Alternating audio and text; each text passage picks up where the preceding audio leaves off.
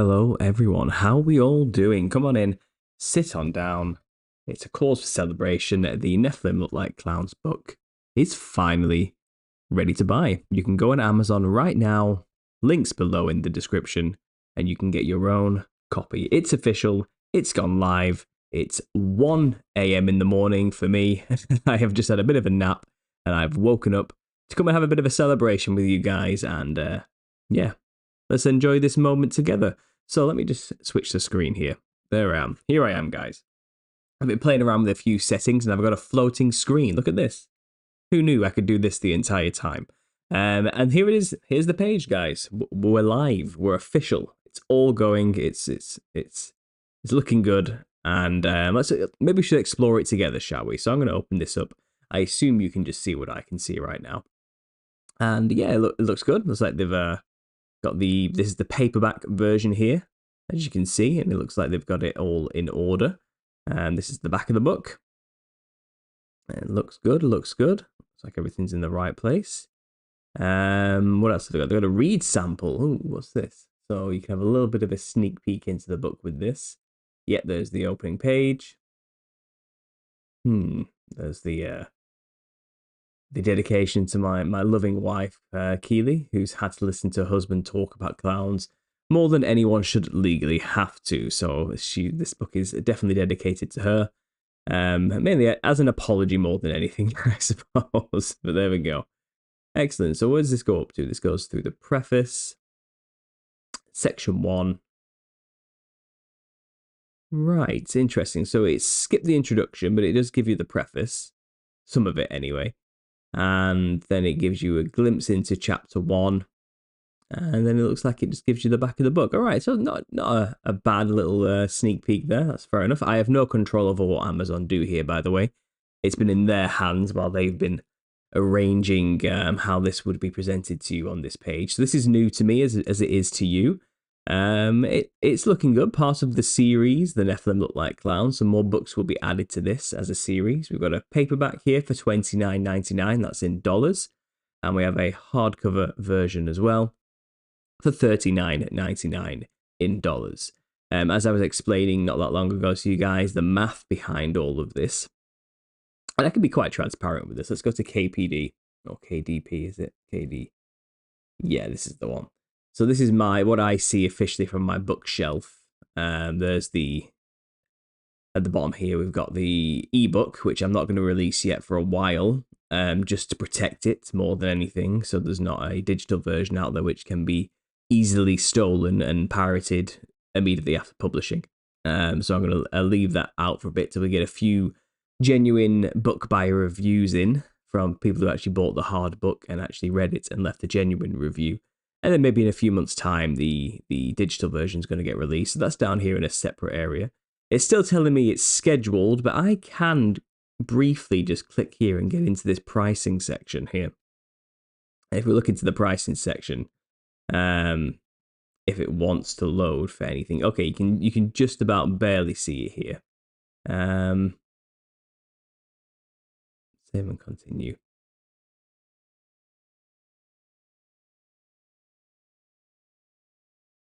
Okay, so if I go to pricing, there we go. You can just about barely see it here, but at $29.99 after printing costs, and they take their 40% cut or 60%, I end up with £10 for that book. So that's about right. I thought that'd be a fair price for me to get the money back for what I put into this.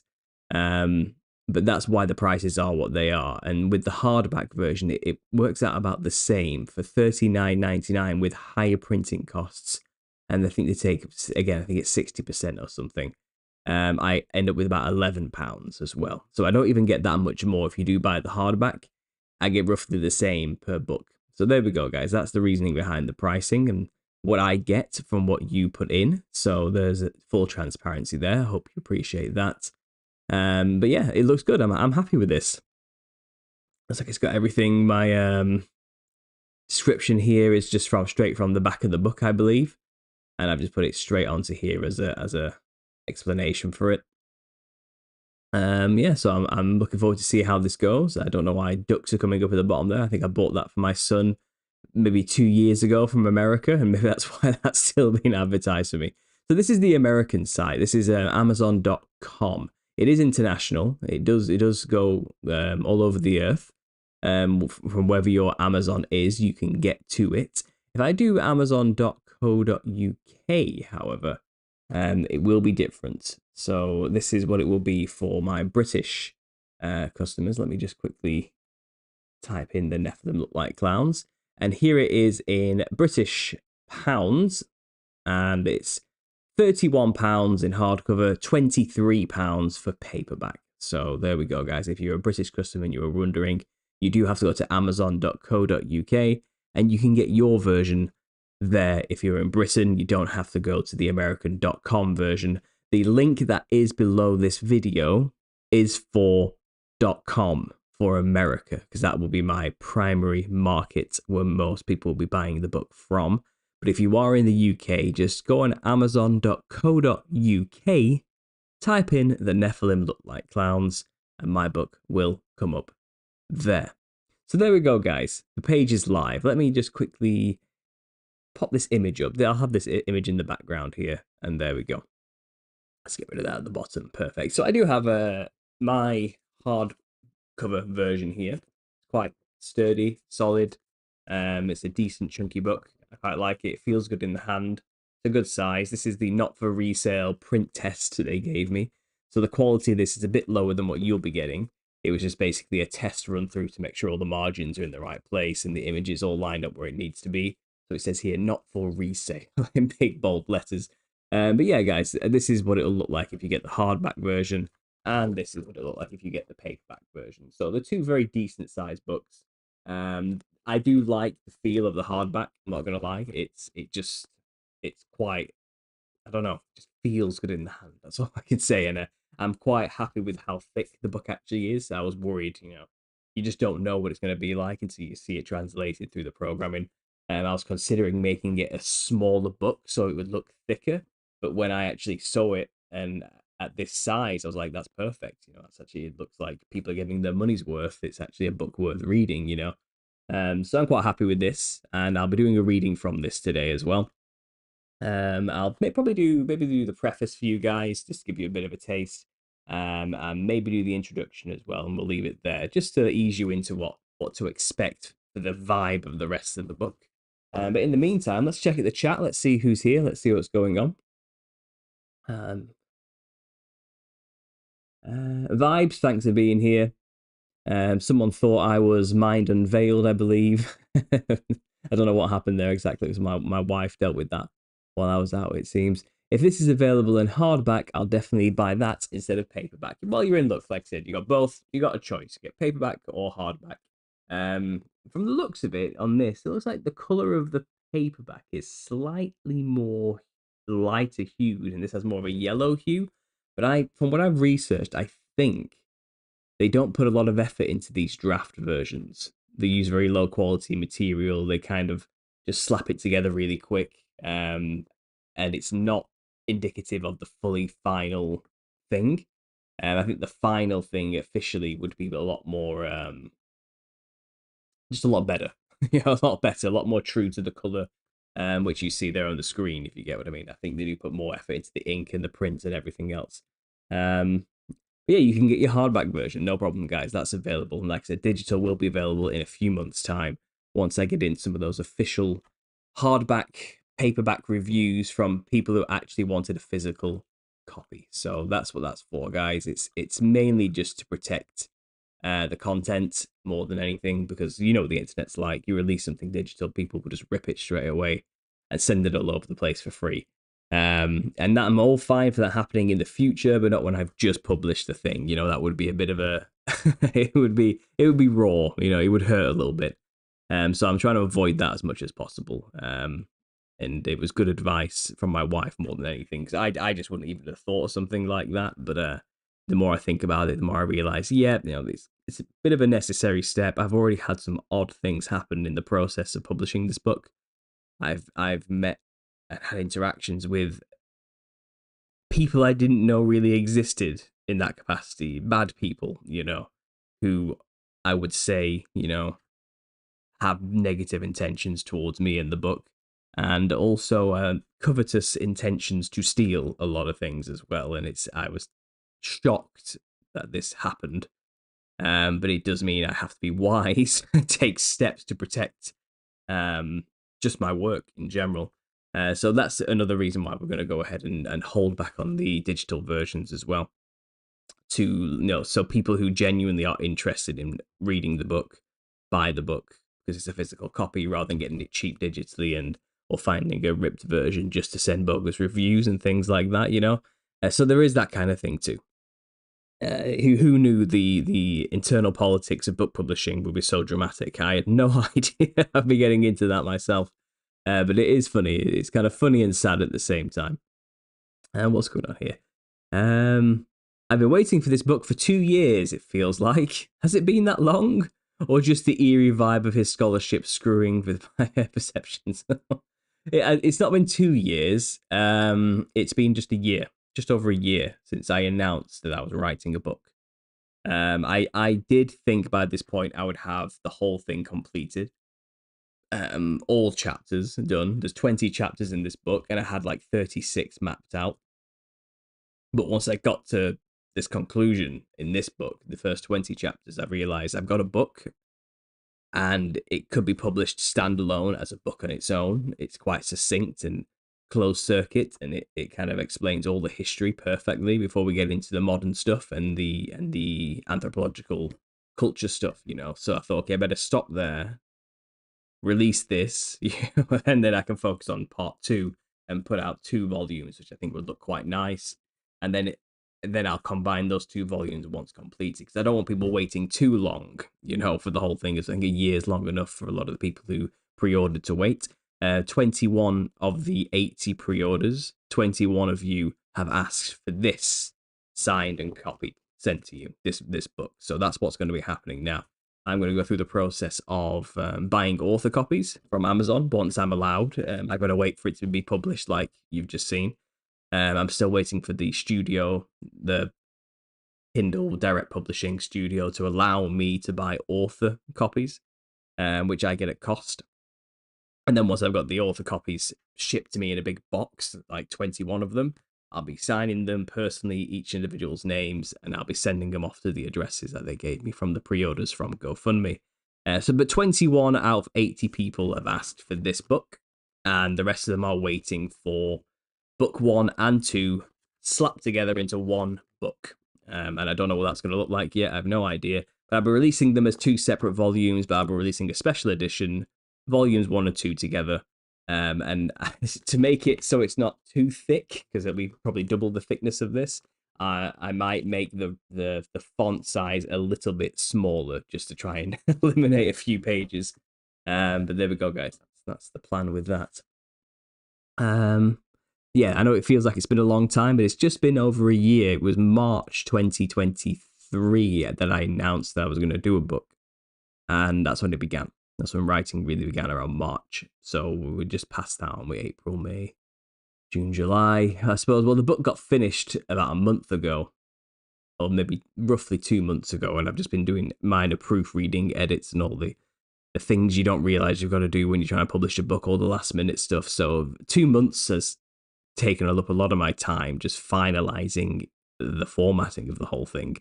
So there is that too. It's not quite, you don't just write a book and then throw it into Amazon and then it just comes out. You've got to do a lot of nitpicky, finicky margin editing, really just tedious stuff, so it looks right and it's placed right. Because even in this book, this one here, these copies, there's errors everywhere that I didn't realize would happen until I actually did it, and I can't think of an example right now, but it's just a lot to do with like placement of things. And even in this copy they sent me, which was a is this the one? I think it's this one. The way they sliced it, they end up slicing the margins thinner on this side than they did before chapter 13. It's really weird. Like, yeah. I was racking my brain for it, just trying to figure out where I went wrong, and it turns out they went wrong, and they because they don't care about these type of copies, these not for resale ones. The guy who was chopping the paper clearly just went, oh whatever, and just sliced more off than he needed to. But then I go through it and you see like, oh, I've not put spaces between paragraphs here, or that's off center, or that's not been indented there, or if I went up to the title page at the top, seems fine in the hardback edition. Um, yeah, here for example. So with chapter 17, the ringmaster and the hat man. I don't know if you can see this, but it cuts off at the top and misses the M off of man, dot, dot, dot. So I had to go back into the original manuscript and change that and to an ampersand just so man would actually appear. And it's just stuff like this you don't realize until you get this version. Then you got to comb through the whole manuscript again to get it all looking right. And, in this one thing, and this was going to drive me crazy. But in the references, number 26, for example, it says all information, and it should say information. I missed an F, and I didn't, for some reason, my software hadn't picked this up, but Amazon did and told me you've got a mistake. And it was the only mistake in the entire book. The only grammatical error in the entire book was in the references right at the very end in this 26, where I missed an F out of information. And I was racking my brain for ages thinking like, do I just leave it? Who's gonna even see that? Is anyone even gonna see that? It's right in the back of the book. No one really reads the references anyway, I assume. And if they do, it will be a few people, and they're not gonna are they even gonna notice? And it's kind of, I spent like a couple of days thinking about it because I knew if I want to change it, I've got to go right back to the original document. I've got to change that one thing, and then I've got to render that document into a KPD file. Then I got to put that KPD file into the program, and then I've got to format everything again. I've got to do everything again. I've got to make all the titles, and it's a long process just to change one missing letter, because it's just so stupid. And in the end, I decided I've got to do it. It'll drive me crazy knowing that mistake is in that book, even if no one else would see it. So it's things like that. I've been stressing over minor, stupid little details, silly things, And we finally got it perfect. And my wife did a last minute run through of it, and she noticed at the very end, at the back, it says here, I know it's backwards to you guys. I'm sorry about that. I don't know why it's flipped it, but it says he provides a new perspectivion. That should be perspective space on. So another minor little error there where I didn't put a space at the end of perspective. And for some reason it says expert on the biblical history when it should just say expert. I don't know, what does it say? Passion for the truth and the biblical history. It's like, why is there a the there? We don't need that. So luckily my wife caught that just before I was about to publish, so I quickly changed the cover as well to get that sorted. For some reason on this version they sent me the barcode. There isn't a gap on the original template I was using. That wasn't necessary, and this barcode didn't look that big. So I've had to move all of this up and condense it a bit more to create just stupid little things like that, So if you're ever wondering about publishing a book, prepare for tedious things to come your way. But I think it's worth it. It feels good that it's kind of paid off now and it's done, and I can rest easy knowing that book's there. I can do some tours.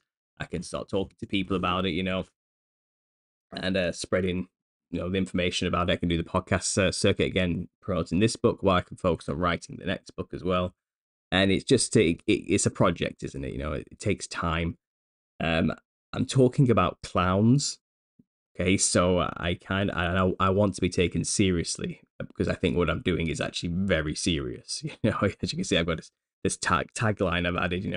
It's no laughing matter. And that's the point, isn't it? Because when I'm talking about terrifying spiritual warfare concepts, a know your enemy situation type, and that's what I'm doing here. And I do want to be taken seriously. I'm not doing this for a joke. Like I said, I'm not somebody who like necessarily cares about clowns or anything. I don't have a personal attachment to them in some way. But I've tried to keep it so that you read the book and you realize this is actually a serious scholarly work. Okay, I've referenced everything, or I've said things, where people, well, where's he got that from? You can go and look where I got it from. I've read a lot of books for this. Okay, it's a big work. It's taken a long time. It's not just me saying stuff. I've formatted it in a professional way, as though it's a dissertation for a university project. You know what I mean? This is a proper book. You can learn from this. It's not a story. This is information, pure information on biblical history, all here. So I've tried to format it in a way so it looks for what it is. It's a serious piece of work. It's on a topic that on the surface seems trivial, seems silly, but it's not. This is a serious piece of work as far as I'm concerned. And I hope when you read it, so you can see that I've put that effort in, so it can be taken seriously. And yeah, this doesn't want to stay up, so I'll leave the hardback version up there. So I'm gonna have a quick drink, guys. Let's check the chat here. Art has left a super chat, $4.99. Thanks, Art. I really appreciate that. Paul, the mistakes in the first edition will make a collector's item for die-hard fans. Kind of when sneakers have factory errors. Congrats. If there's an issue with your version, I don't know about it yet, okay? Because the one I've finally submitted, I have covered everything possible. Everything. There should be no issues with your versions. But who knows? Maybe I'll, as a prize in the future, give away this special edition error first draft, official first draft, errored version, not for resale, or sell it for stupid amounts of money on eBay or something, or whoever gets it in a prize draw can sell it on eBay for stupid amounts of money. Hopefully, if this blows up and it's suddenly a big thing, by some miracle. But yeah, I don't think anyone would really care about my stupid spelling errors in this. But it's funny. It's just funny to think about these silly things. How can I get this resting here like this? And see, it's you either have me or the book. What do you want, guys? Do you want me or the book? I think I think me. That makes more sense. So there we go. And let's just move that over there into the corner. Right. But yeah, I know what you're saying. I think I remember seeing a video ages ago of some Harry Potter nerd doing a tour. It was like a tour guide in like one of the scenes where Harry Potter, I think it was in York or something like that, because I think Diagon Alley's based on this street in York or something. And I think he was doing a Harry Potter tour, and he says, I got this special edition book here. This one's very special. And he opened it in this special case, and he was like, the first book, like a really horrible print book. It says it's the first edition. Now, the reason it's special is because on this page here, on page like 265, there's a spelling error right here. Can you see? And he's like, this person was worshipping this book, keeping it in a special case that they kept it safe because it had a spelling error in it. So I know what you're talking about. That's odd. I think that's strange, but there you go. But once you notice it, you can never unnotice it, says Drunk Wedding Photographer. That's the thing. Like I if I had left that, I would have been thinking about it to my grave. I never would have forgiven myself knowing that people had bought copies with that F missing in information in the footnotes. I would have never could have slept. I would have hated I would have like given refunds and took the whole thing down and said, I'm a fraud. I'm so sorry, guys. I can't believe I let that happen. My laziness got the better of me. I would have hated myself. So that's why I just haven't allowed it. And my wife thinks perspectivion is a hilarious word. She thought I was being serious. She's like, what does perspectivion mean? Because I'm a pretentious sounding person. It sounds like one of those stupid words I would use. So I think she was genuinely asking me, like, does this mean something? Or have you made a mistake here? I was like, no, I've 100% made a mistake. Perspectivion. So it's now become kind of an inside joke in the family. We use it quite a lot now. Definitely throwing it in my dictionary, says Win. Yeah. V Moore, thanks for the donation. Congrats, my guy. I really appreciate that. That's amazing. And Forbidden Gecko's gifted 5 memberships. Thanks, Forbidden Gecko. I really appreciate that. That's amazing too. Long time coming. Well done, Paul. Looking forward to continued success in this project, says Drunk Wedding Photographer. Thank you so much. It's just the beginning. This is groundbreaking. To the Lord be glory, absolutely. The book only showed on Amazon for me when I typed in your first and last name. Well, at least it comes up either way, but the links are down below, guys. If you want to order your copy, you can do that right now. Links down below. It's live. I know my original post said it was going to be released on the 7th of July, but it actually, for you guys in America, I know it's not the 7th yet, but officially it went live at midnight UTC, I think, or UCT time, I can't remember, which is like 1 a.m. on the 7th here in the UK. So for me, it is the 7th, but for you in America, you get it early. Lucky you. Okay, you get it on the 6th instead. Sorry, you get it on the 1st instead. I get my dates mixed. See, this is the problem with you Americans. You do your dates differently to us British people. You put the month first, and then the day, and then the year. We go day, month, year. You go month, day, year. So it's confused me now, and I've got 7 on the mind, and it's like, it's not even the 7th yet. Okay, my birthday's on the 4th of July, so we haven't even passed that yet. I should know this.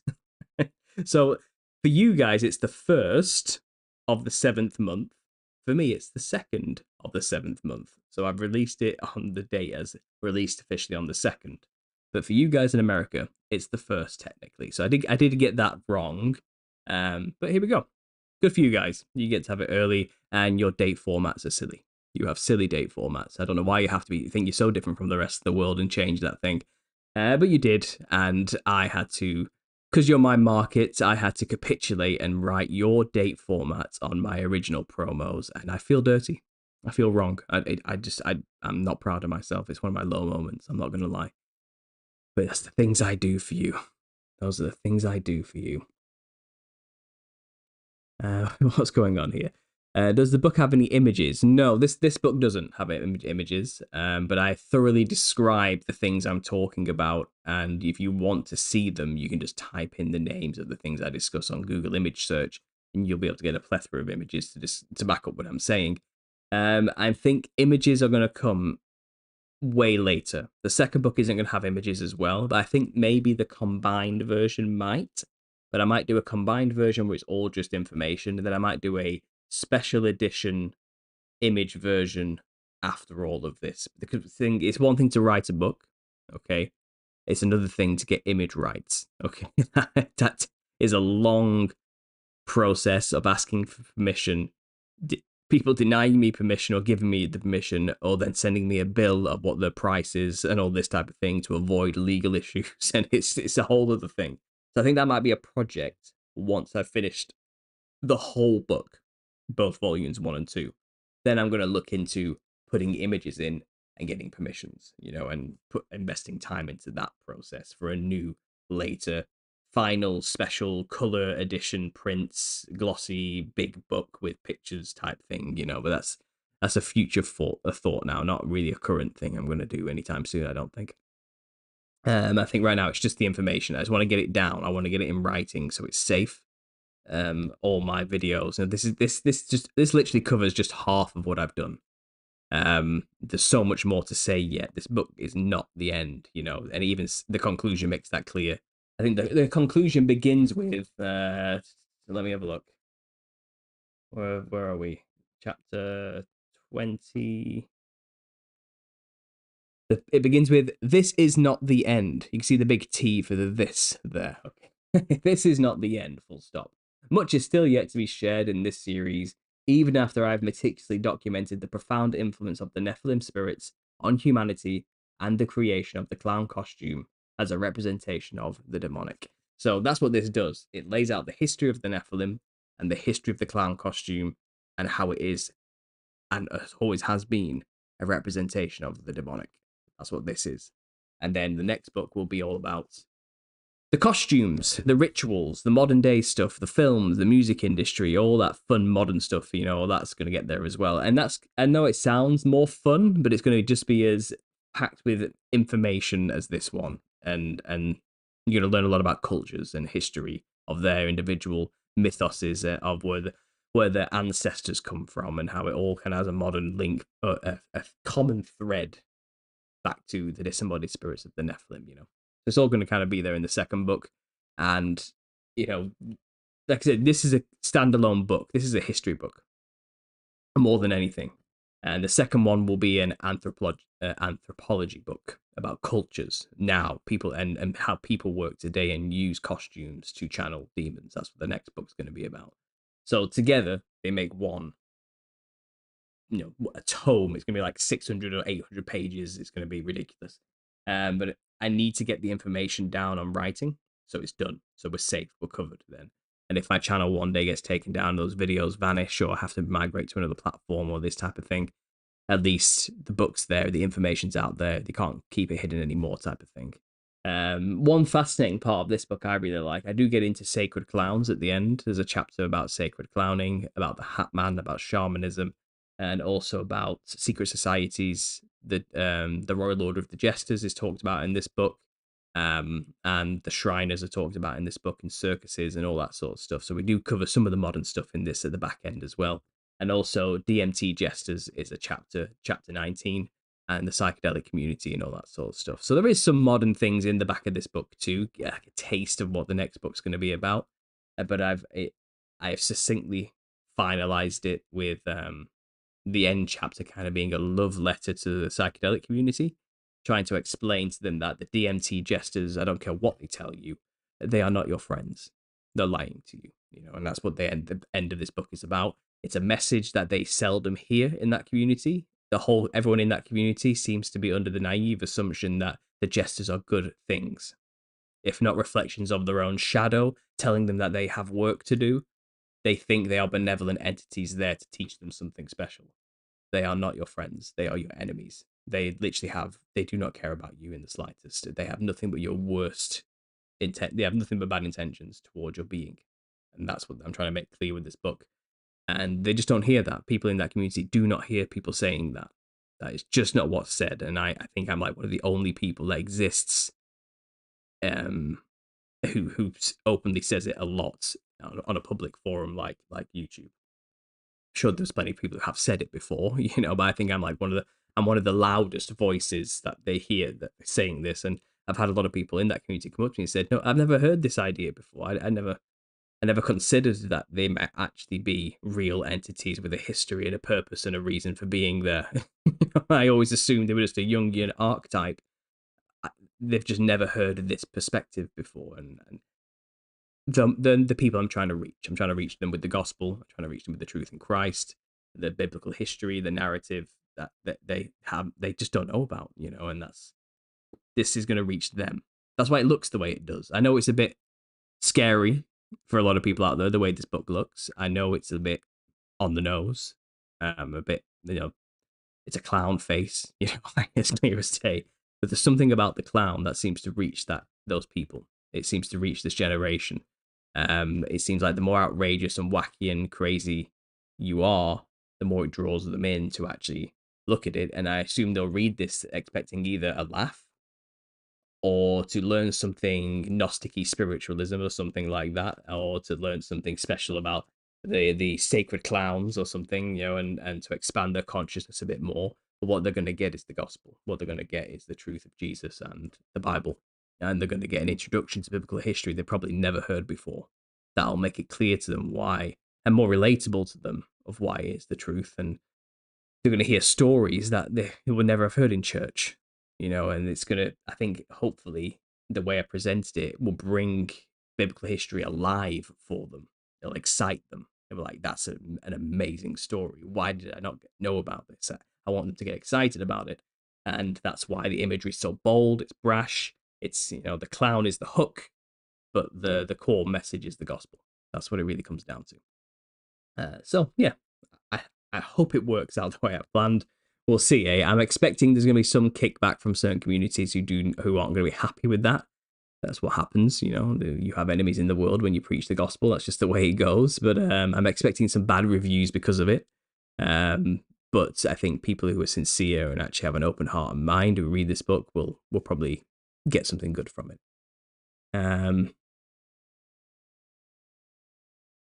It took me a week just to list just one of my wife's tallow-based skincare products on Amazon. They make you jump through so many hoops.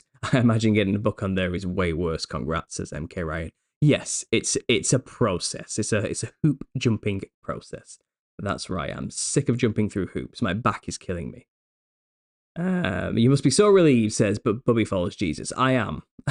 it's nice to take a breath and just soak it in for a minute. That's what this is. It's a celebration. You know, I've got a lot of good news going on right now.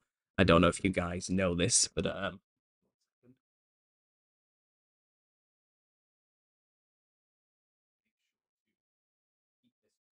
time. But yeah, we are expecting a child. We have baby number 2 on the way. We don't know the gender yet, but that's exciting. So a book and a baby on the way. It's all go. It's all go for us. It's exciting stuff. There's the other one. This is our, I think this was our 14-week scan or something like that. I think we were 13 in a few days when we got this. We're going for a gender scan soon though, so we'll find out what that is.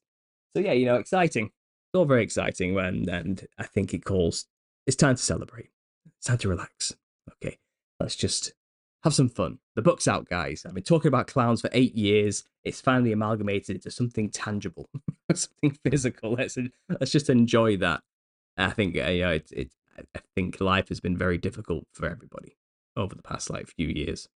And let's just have some fun. Let's just enjoy the moment for a minute. Okay.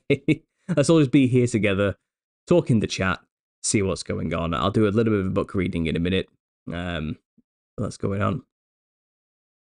Month, day, year, nah. So that's how far back I am in the chat. When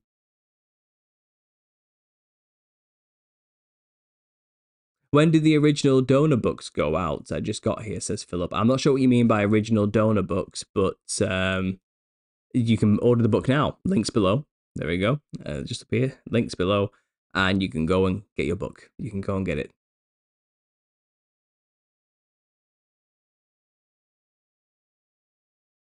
I comprehend if you didn't have the time to do so, but you could always use your own drawing, says Prince.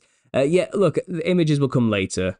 You know, I know people like to have images in books, but you don't need them. You can use your own imagination. I'm quite a descriptive person, so the way I describe things will paint quite the picture in your mind. Okay, but like I said, images will come at a later date. It's just something else for another time. Like I said, I think I'll do a special edition, full color, special paper, you know, with pictures to match version of the book way into the future. We're talking like 2-3 years from now after the second one's published. You know, this is going to be something else. But for now, all that matters is the information for me. That's all I really care about right now. The images can come afterwards, and I'm always pointing people to my series where they can get all the visuals they want from the 44 episode series I have dedicated to these topics. You know, so if they want to get specific images, when I'm talking about, let's say, the Carretos of Portugal and their Wildman tradition, well, I have an episode which is strictly about the Carretos of Portugal and all the other Spanish and Portuguese rituals that spread all the way throughout the Americas as well as into Europe, based on the ancient Celtic traditions. So, you know, they can go and find that episode and get all the visuals they want to back up and supplement the words that are in the book if they want to. So it's not like the images aren't available. It's just for the book as it is right now. It's just the information. That's what it's all about. And yeah, it does. Like my wife say, it takes a long time to get copyright permissions and responses from people to use their images. You can't just put them in a book and claim them to be your own. That you get sued. It becomes a serious legal issue very quickly, you know. And I'm not looking for that. So that will be a long, tedious process that's going to come at a later date. It'll be like a whole new book project, you know. God bless baby number 2. Yeah, congratulations, ×2. Thanks, guys. It was just a suggestion. No, I know it is, but I know people are going to ask about whether there's going to be pictures, so I'm covering it now. That's all. It will happen in the future.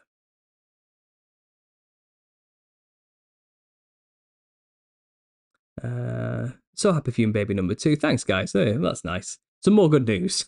Yeah. I think he means pre-order when he says donor. Oh, I see.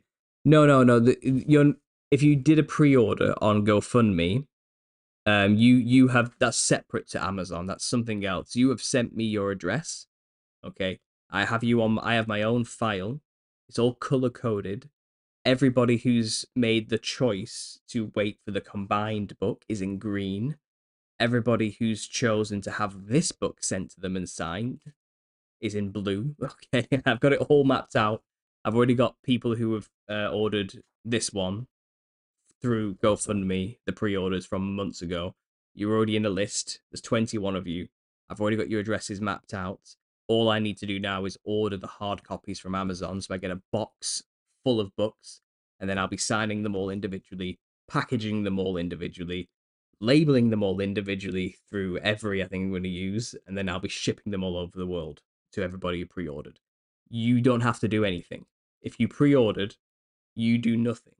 You leave it all to me, okay? And I'm going to be updating you of the process the entire time. Okay, if you're on GoFundMe and donated to GoFundMe, I'll be sending messages on there showing pictures of the process. So when the books turn up, I'll say, guys, the pre-order books have turned up. Here's the box, and then you'll have a picture of me opening it, going, look at these, look at all these books, you know. Then I'll send a picture of me signing them. You know, I'm signing them all now, and I'll do a picture of me packaging them and put it on GoFundMe. You begin emails going into your inbox every time I do a post on there saying, Paul's done an update on GoFundMe, and it'll be a picture of me going, I've signed your book. It's coming. It's in the post. I'm giving it to the post lady here, you know, and I'll have a picture of me handing it over to her. And hopefully within about a week, you should get the book from that point. But I don't know how long it's going to take to order the books for them to come to me and all that stuff yet either. So we'll see.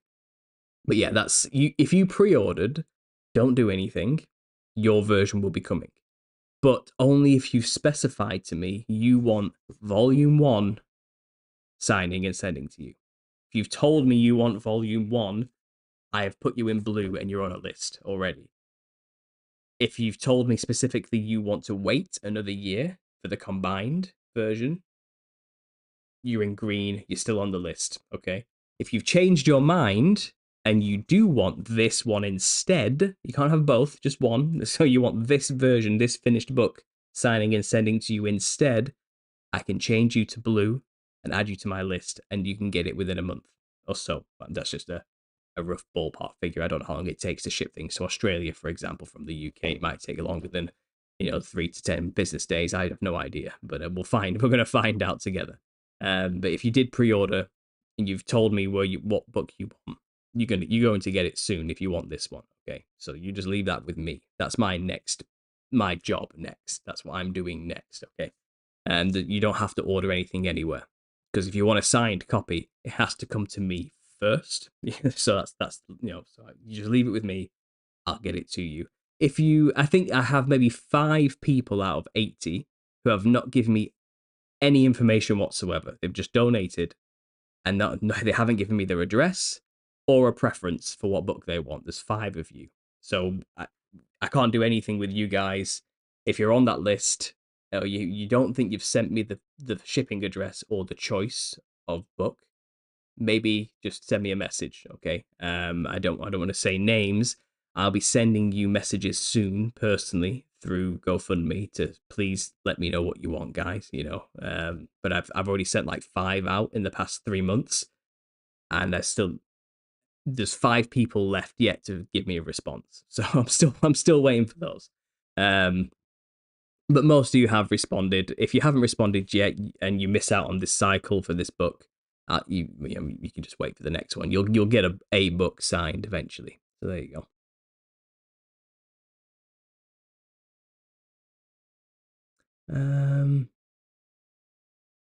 We'll be giving the book glowing reviews on Amazon 5 stars as Humble Stranger. Thank you so much. So happy for you on baby number 2. Sorry, guys, the chat's doing that thing where it jumps all over the place. Just ordered it, Paul. Excited to read, says Christ, Jesus, Energetics. Thank you. I appreciate that. I'll receive mine this weekend. I know what I'm doing this weekend. Excellent, guys. I really appreciate this. Like I said, I'm nervous and excited and happy I'm a lot of emotions all at once over this book. It's been a long process. Okay, and it's the first book I've ever published. Hopefully the first of many. Fingers crossed. And I don't know what the public response. I don't know what people. I don't know what to expect. I don't know what people are going to think. And I'm curious to see how people respond in the reviews. I'm curious to see if people actually even want to read this book, or if it was all just a waste of time. I think people are excited for it. I think people have been following me long enough who care will buy the book, which is great. I have yet to get it on a registry so people can order it for like libraries en masse and stuff like that. There's like a whole other thing you've got to go on. If I let Amazon put me on that registry, they take another 20%. It's like a ridiculous amount of money. But I'm pretty sure I can do it for free through a separate third party company, which I'm going to do instead, to get me on the registry list where they can order the book, for example, and fill libraries up with them, let's say, or bookstores and things like that. I'm not going to do that through Amazon. I need to do some research and look into other sources to get the book on those registries where it can be ordered en masse. But then the costs and the prices, they're all over the place with stuff like that because it's bulk buying and companies and bookstores get offers on bulk, and it doesn't work like that through Amazon. So that's another complicated thing I've got to start doing. And also, once I'm on that registry, it's up to me to do the marketing then, because I don't have a publisher. I'm self-published, so all the marketing's on me. And I have the channel, luckily, where I do all this marketing, and I make these videos, and I have an audience already, and a market kind of already from people who watch my videos and know what I'm all about and who I am and what I talk about. They know about the book. So I kind of already have my own marketing thing going on my YouTube corner, my little niche.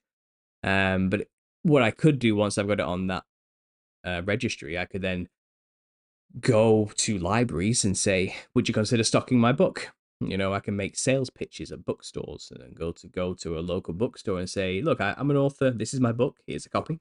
Have a read. There's a market for this. I have a YouTube channel. Here's my audience. Here's how many sales I've already got through Amazon. And once I got those statistics in, I can go to places and say, if you put my book up, I think it'll do well.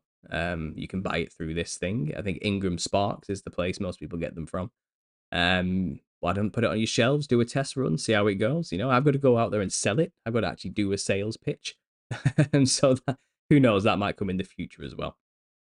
But I think it might do well if I just let it ride and just keep doing what I'm doing on YouTube, to be honest. But we'll see. It's all new to me. I'm learning here. I'm a self-employed artist. I'm a creative mind. I'm an author now. It's all new. I am learning. And in the end of the book, you'll see actually.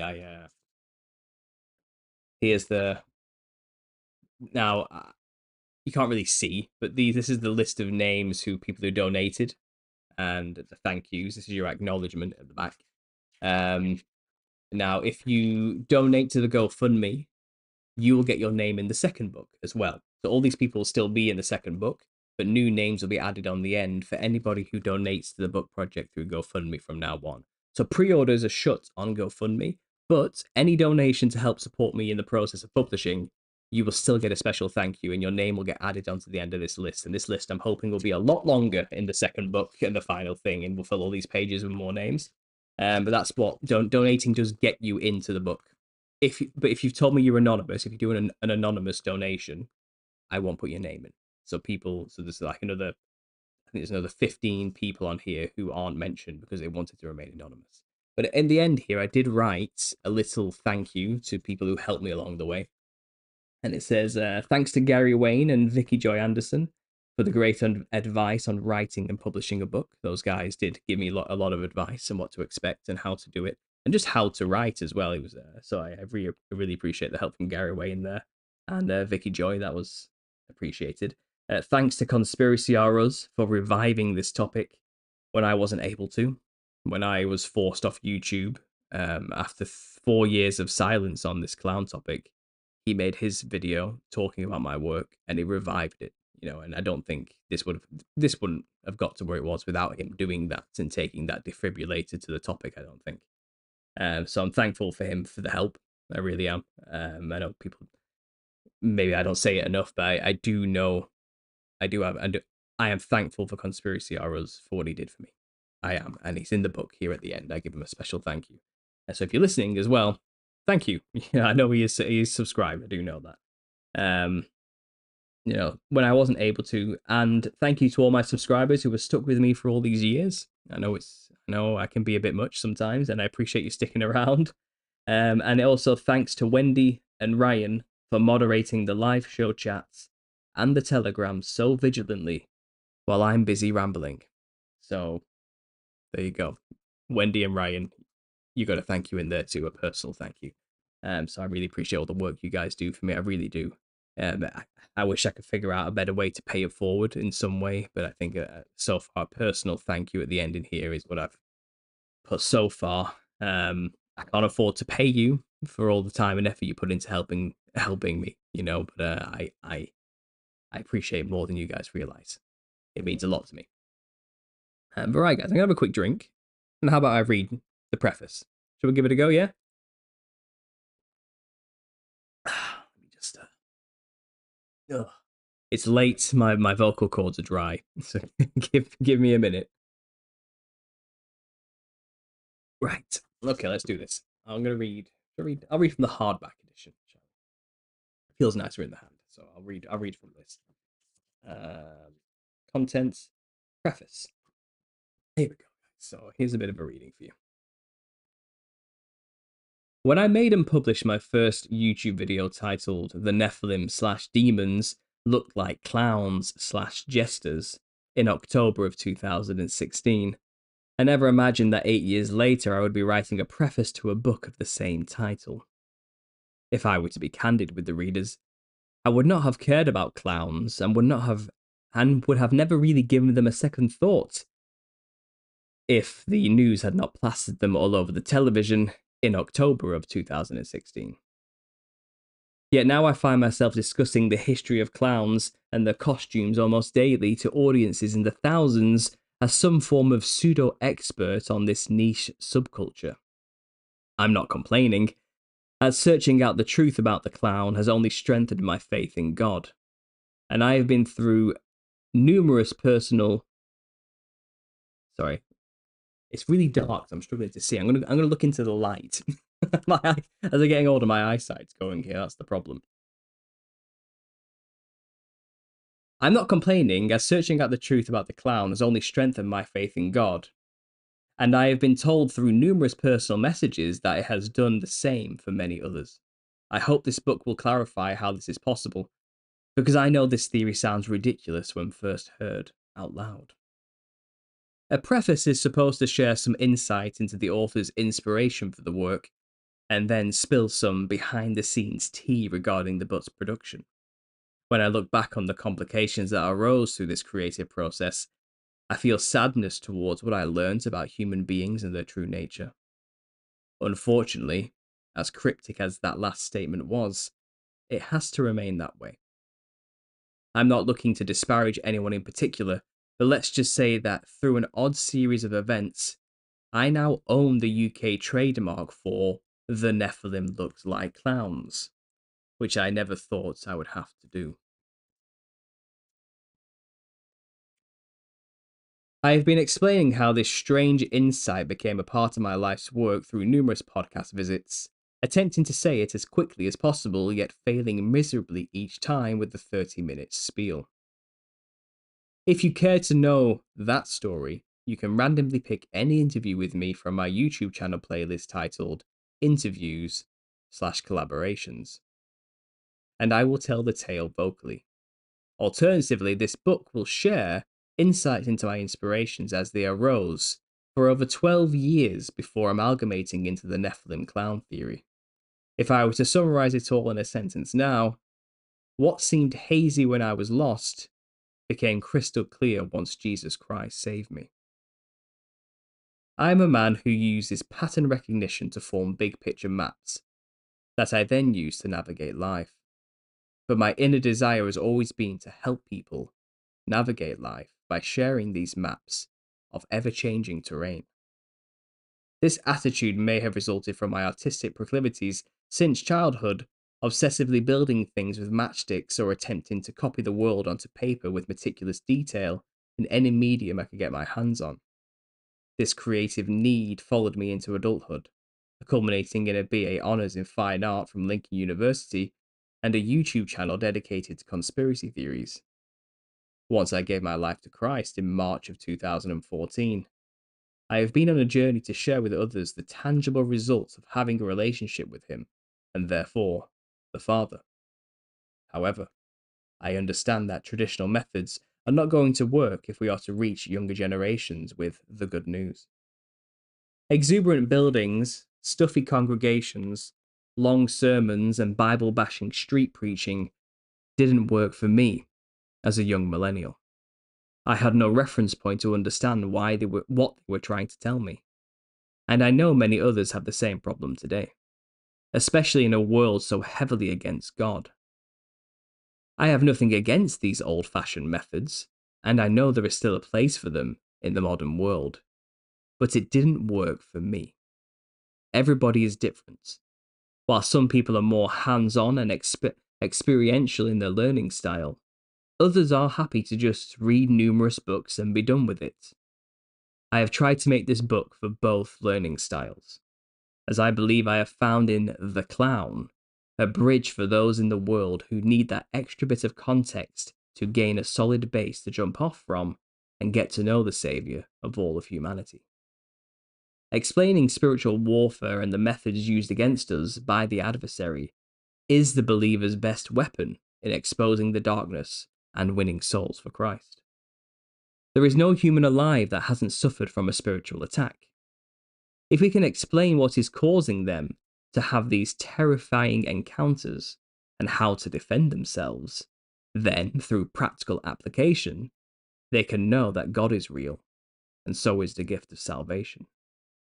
For this reason, I did include in the book an extra essay titled A Psychedelic Testimony, supplement to chapter 19, which tells my story of coming to Christ after years of consciousness exploration using entheogenic chemicals.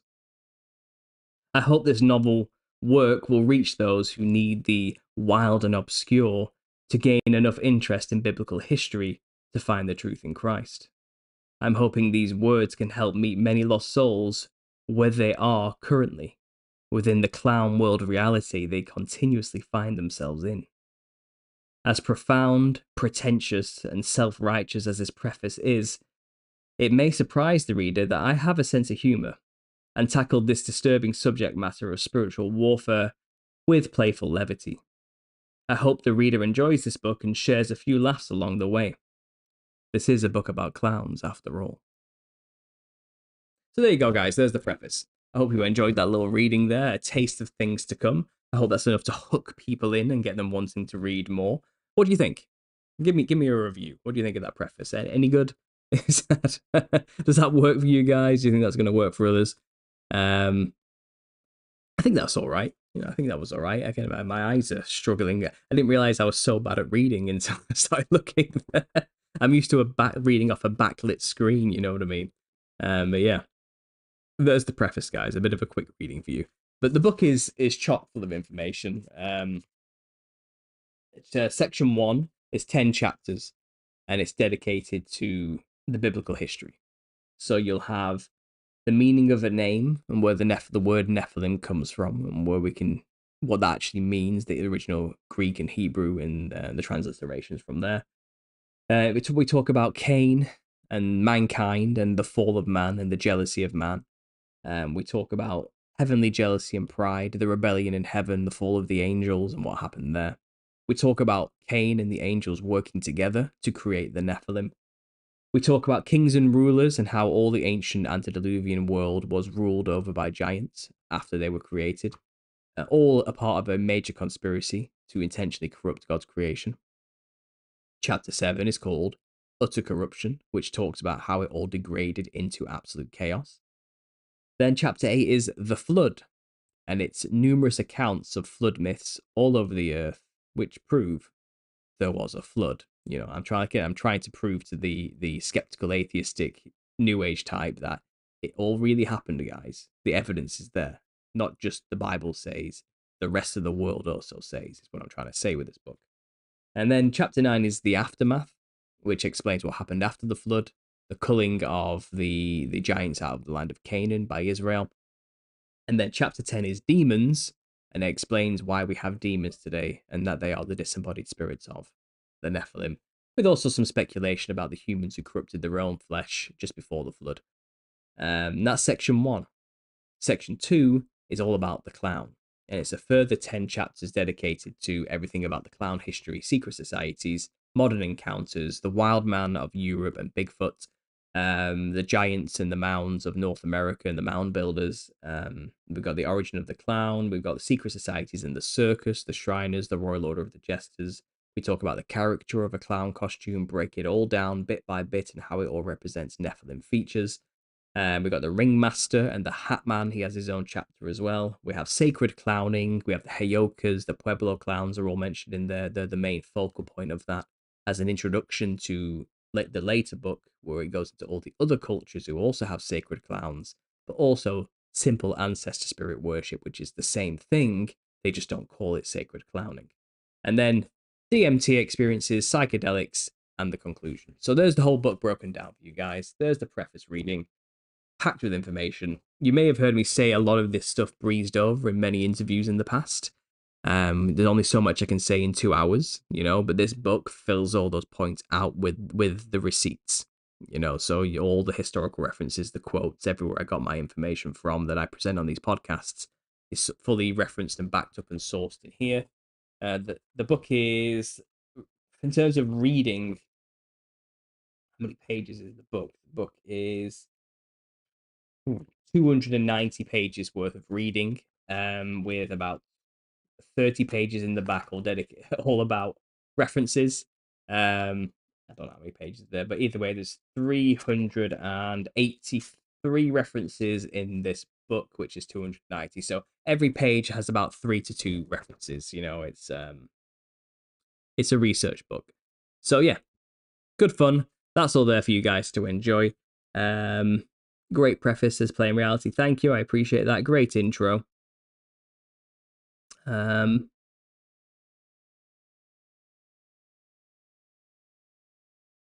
What's that? I think we all will end up at the very least reading an accent. Yeah. Well, I do plan to do an audiobook of this. I don't know when I'm gonna find time for that. I'm gonna try squeeze it in every now and then, and maybe I'll try and read a chapter a week and get it done or something. And then maybe in like 20 weeks' time, I might have an audiobook, which I can compile together. And I'll try and get that out for you guys who, maybe reading isn't your forte. I know some people struggle to read for other reasons as well, maybe more neurodivergent people, and I know not everybody learns through reading. I know some people are auditory learners. I listen to audiobooks all the time. I get it. So I'm going to do an audiobook for you guys as well. So that will be coming in the works down the pipeline eventually. Again, that takes a lot longer than you think it does to do an audiobook.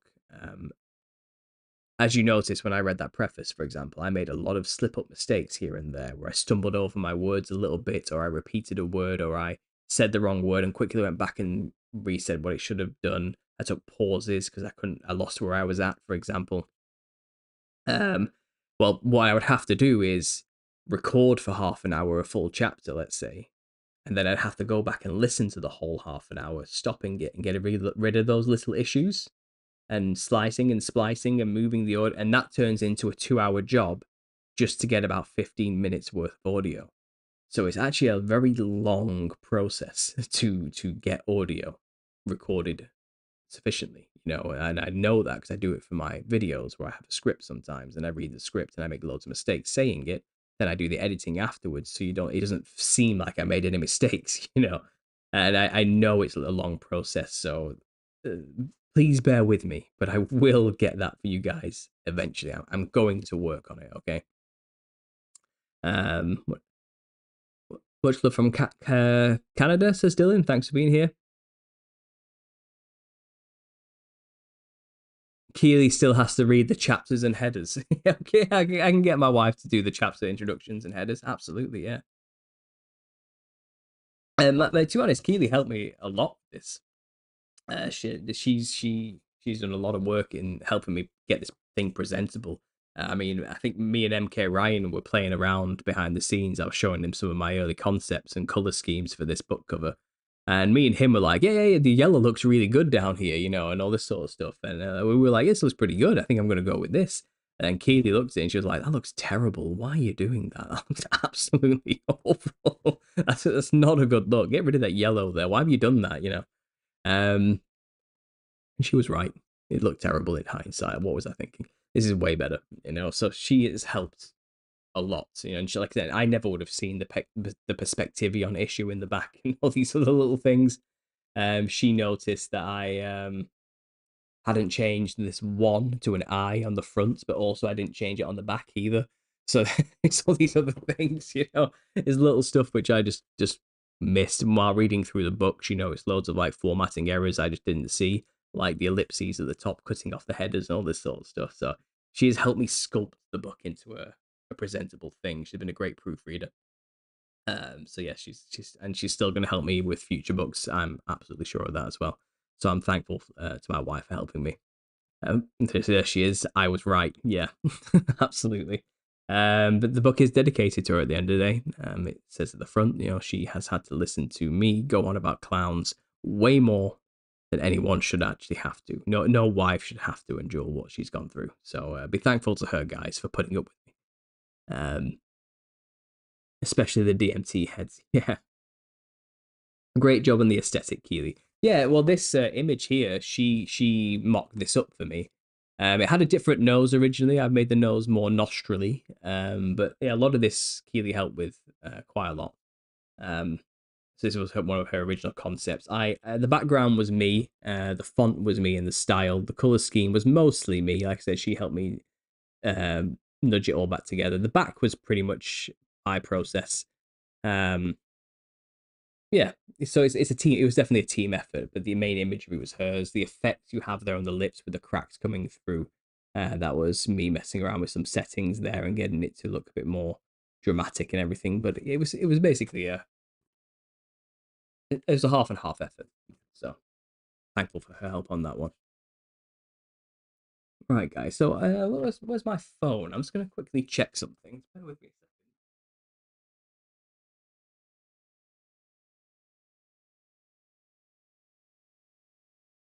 And while I'm doing this, guys, does anyone have any questions while I've got you here? While I've got a small little crowd here. Um, Next book is Millennial Kingdom, Little Season. Oh, the next book is Volume 2. And then once this series is boxed off and done, then I might focus on writing about other topics like the millennial reign, sure. Um, Sorry, the chat's frozen. Where is it? There it goes. There it is. But yeah, guys, if you just joined me, you can go and get the book on Amazon. Links down below. Um, who's trolling? Is someone trolling? Paul, are you aware that the album The Never Look Like Clowns by the artist Starve, the intro has dialogue from you, says Ben Foyle. I'm very well aware of the individual who did that without my permission and has also used my title for his own work. I'm very well aware of it. And that's between me and him right now. So there we go. Um, Yeah, it is a real thing. Me and my wife are already in discussions about what we're going to do to tackle this. You know, it's a tough one. It's a tough one. There's not much really much I can say about it. Um, but yes, I am aware of it. To answer your question, great job in the aesthetic. Yeah, that's right. Estimated time arrival on the 2-volume box. It won't be a box. It'll literally the book will be combined into one book with one spine. It'll be a finished book, a full book. You can buy them in 2 separate volumes if you want to. Well, it took me a year and a bit to finish this and get it published, so it's going to take me another year and a bit, I assume. Maybe a bit less, maybe a bit more. It's already kind of mapped out, to be honest, because it was originally a part of the first book, and all the headers are there. I know the map is there. There's some of the chapters have already been filled in with stuff. I've already written half the chapter on serial killers, clown killers, because I was going to do it for a video. So it's not like I don't think it'll take. It's not, I'm not writing from scratch for the second book. Like I'd say 10 to 15% of it is already written. Um, but I also have a life. I have a family. I've got things I've got to do in between. I also have a YouTube channel to run videos, to create interviews, to do. I've got to sleep. I've got to eat. I've got to clean myself. I've got to run errands. I've got to go shopping. It's all this other stuff as well. So my time to write is usually Monday and Tuesday mornings, but then I also have to do other things as well. So I find I'm not going to get this done in like a few months. It's going to take me as long as it took this book to get this done, and that was about a year. And obviously, I'm going to have another baby after December, which is going to obviously slow down things for a few months as well. So estimated time, let's see where we're at in a year. I'll probably be pretty close in a year's time. There we go.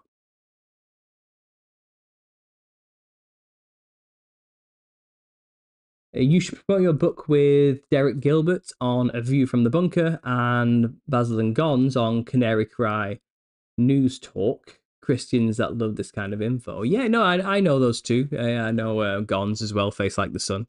I used to follow him quite a lot back in the day, years ago, actually. I don't know if I might be considered a bit of a pariah these days because of the millennial reign research. I'm not sure they would appreciate someone like me who talks about that kind of concept maybe being on the podcast anymore. But I do tend to keep this research separate from it. This is a different topic about something else wholly unrelated in a sense, although maybe it is more related than we think when I really start to contemplate it. But right now, it's the Nephilim clown thing is I can just talk about the Nephilim clowns and never have to bring up the millennial reign, and I'm more than willing to do that on their podcasts. But I do wonder if talking about that has maybe is an issue for a lot of those big content creators in the Christian community who are still in the pre-trib, post-trib rapture mentality. Who knows? But yeah, I'd be happy to talk to them, but I can't exactly just go up to the guys and say, "Hey guys, you should have me on your show." That's not how it works. I need to wait for the invite. If they like what I do and they want me on, they can find me and they can send me an email, and I'll be happy to oblige. So, but yeah, no, and I do. I go on a lot of podcasts. I'm about, I'm around. I'm a known entity. So who knows? Maybe one day they will reach out. Who knows? Um, have you ever covered masquerade balls? The Venetian masquerade ball of Italy. Yes, I've covered it a few times, but that will be a full thing in the next book. There'll be a lot about that. Yeah. Still curious about the cover art. Was it done by you and Keely on a computer? Yes, it was. Don't forget, I was a photographer last year. I've done quite a few weddings and editing. I'm an artist. Keely's really good with digital art and using all sorts of programs, and she just understands those things way better than I do. I've always been like a drawer and a painter by hand, but I know a thing or two about digital editing. And yeah, we made it on Photoshop. What you see here, we made it all ourselves using assets and designs and all sorts of things. So yeah, that's how we. It was a team effort using a computer. Yeah. Um, I've just found your channel. Sorry if you've already answered. Have you heard about the solar micronova slash catastrophism theory? I have not heard that specific language used to describe those things before. Um, and I don't know. I wouldn't hazard a guess to talk about that right now, but it sounds like you may be talking about solar radiation, corona mass ejections, all that type of thing. I used to follow Suspicious Observers years ago about that concept and idea. But as a biblical cosmologist, I'm not sure there's much true validity to a lot of what it tells about that kind of stuff these days. But I'll look into it at your recommendation. I'll use that exact language you've given me there to search that out, and I'll get back to you on that one. I've ordered myself the paperback version, easier to carry around. Yeah, well, yeah, I guess so. I mean, the paperback version's still good. It still feels good. It's matte, it's smooth, it's still a decent weighty book. It's a good size in your hand. It's just a bit more flexible, you know. That's the only difference. But it's still the content's the same. I think the hardback is it feels nice. It was a lot nicer than I anticipated, for a self publishing thing through Amazon. Yeah, it's all personal preference at the end of the day. But I think they both look really nice. I think whichever one you go for, you're getting a nice book. You see the paperback is just a little bit shorter, and a little bit thinner because obviously it's not as rigid. But yeah, good. Thanks for ordering. I really appreciate that. Anyone read One Piece here? Tackles quite literally every conspiracy and doesn't fumble it. Great work of modern fiction. I think I've seen your comments actually everywhere laying out all about One Piece and how it's about Tartaria basically, and it even has the clowns in there, doesn't it? One of the main antagonists. Yeah, I what's that, Wendy? I got the hardback. I'm a bit hard on books. Okay, fair enough. Yeah, yeah, it's just hardier, isn't it? A hardback. It's sturdy. I agree. I follow those channels too. Anyone watch one? I ordered one of each. Going to keep my favorite one and gift the other. Excellent. Thank you. Um, I was just going to quickly check sales. Actually, that's what I got my phone for. I can't do it on this because it'll all just come up on the screen, and you might get some personal like banking information. Obviously, out public. So I'm going to just quickly search my phone through Amazon Direct now and see what's going on. I've got emails from Kindle saying your book is now live. Excellent. Let's see what else this gives me.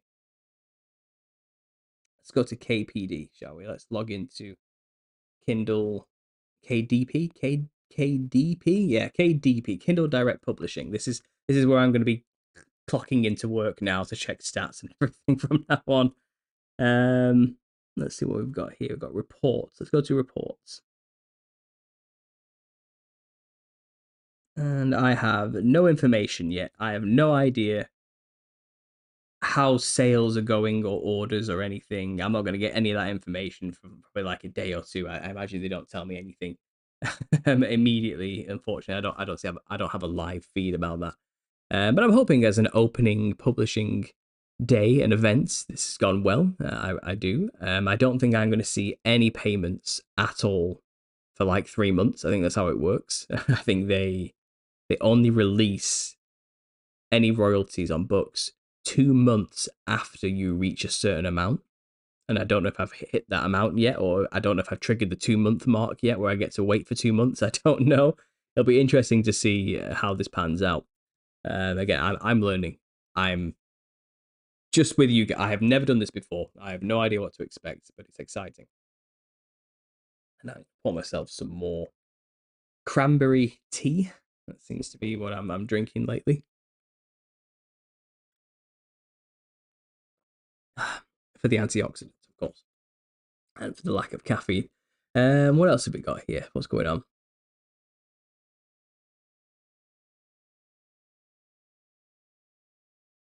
I don't know. I think we're talking about anime now or something like that. But yeah, guys, you've got me maybe for another 10 minutes. Any last minute questions? I just want to thank Duffy there for the $10. Sorry, $10 super chat. I really appreciate that. Fabulous, love your work. She says, thank you so much. Um,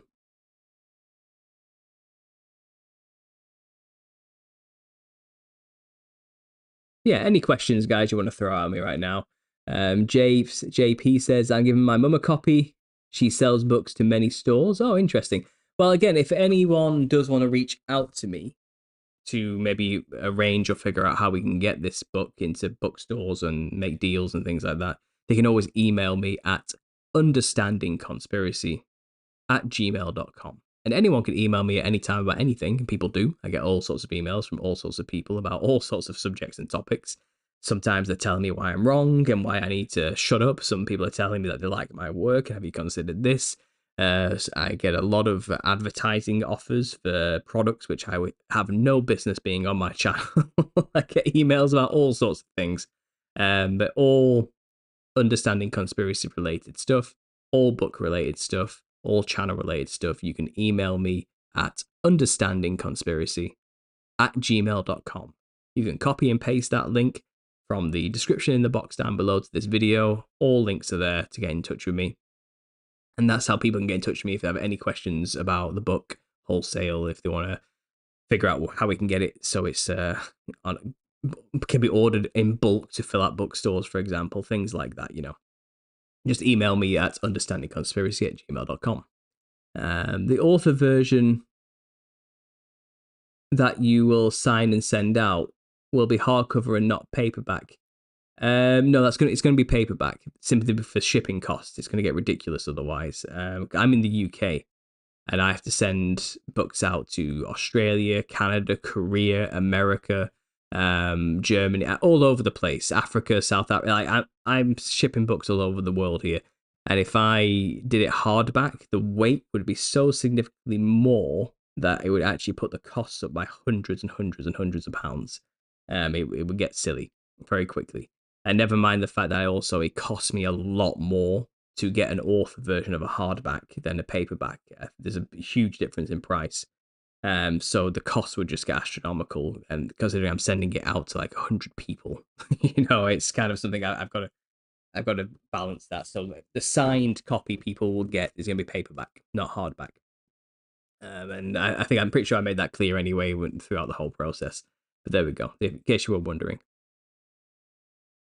I might do an offer in the future where I sell personally some hardback signed copies or something like that. I'm considering doing like a prize draw so someone can get a free signed copy.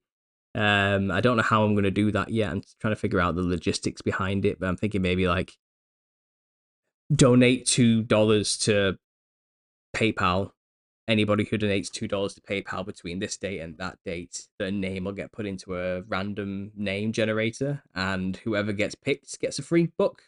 That's my thinking so far. Nothing official. No one donate anything because that's not happening yet. Okay, that's. I'm theorizing how maybe I can find ways to give signed books and signed copies away in the future, things like that. I don't know if I've got book signing events on the horizon. I don't think there's much of a demand for that kind of thing. I think we're probably a long way from that. That's something people with publishers tend to do. Like, publishers tend to make their clients go to these events and organize it for them. I don't have people organizing library signing events for my book, so I've got to get clever and creative with how I do that kind of thing. But the pre-order books is not going to be hard copy. It's the costs that just don't outweigh. Be way too much.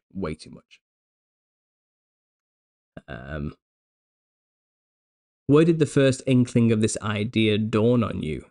It's a long story, and I've told it many times through numerous podcast visits, which you can go and find on the playlist section of my channel under collaborations and interviews, and you can pick one of the many The Nephilim Look Like Clowns interviews on there. And it usually starts with me explaining where I got the idea from. So go and check that out if you haven't already, if you're wondering, or buy the book. It's explained in there as well.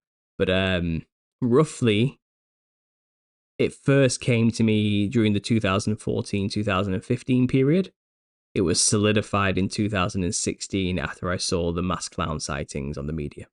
But to get to the conclusion, it took a lot of research and odd events and experiences to piece it all together. Imagine emailing someone telling them how wrong they are. I don't get it. It takes all sorts, Wendy.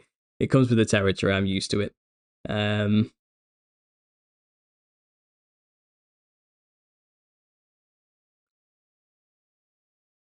It'd be great if you could go to the Forbidden Frontier show. They are nerds that also talk about this stuff too. Hopefully to promote your book. We'll see. Now the book's out there, I'm sure I'll get podcasters saying, "Oh, let's do another round. Come back on, promote your book. Let's talk about the clowns again." And that usually generates interest from other podcasters who are like, "Oh, I heard you on this podcast. You want to come on my podcast?" And back and forth start happening. And who knows who will invite me to it. Like I said, I got on Sam Tripoli's show because I was on Recluse's podcast, which then Mark P. Steves heard me from My Family Thinks I'm Crazy. Then Mark P. Steves was like, "I booked for Sam Tripoli. I'm going to get you on his show." And it's like, it's not what you know, it's who you know, and these things tend to happen quite organically by chance. When the iron's hot, you got to strike type of thing. So we'll see. The book's published now. I'm sure that'll start a new round, and I might end up on brand new podcasts I've never even heard of before. Who knows?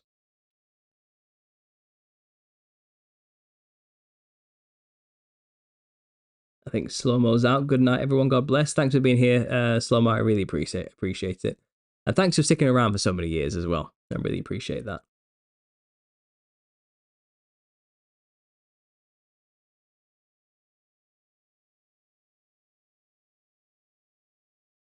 Sorry, guys. The chat's just done that weird thing to me again where it jumps and vanishes and I don't know where I am.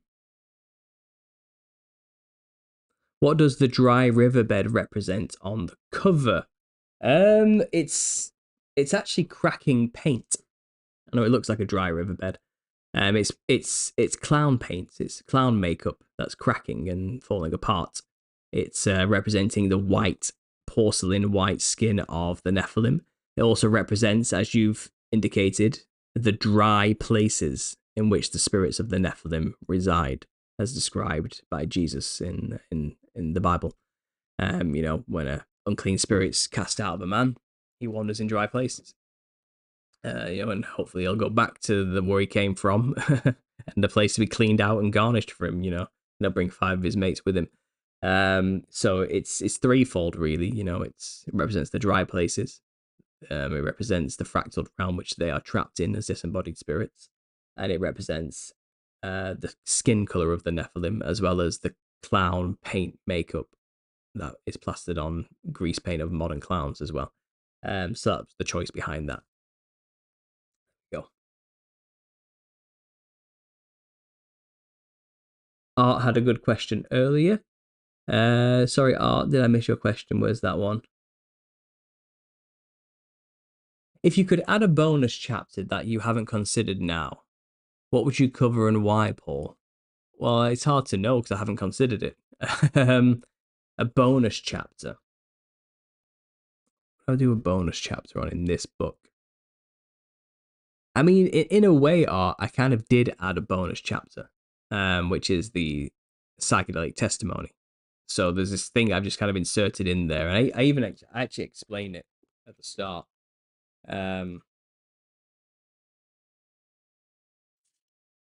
It's at the start of chapter 19, which is DMT Jesters, and I've titled it Psychedelic Testimony here. It's like a separate subheading.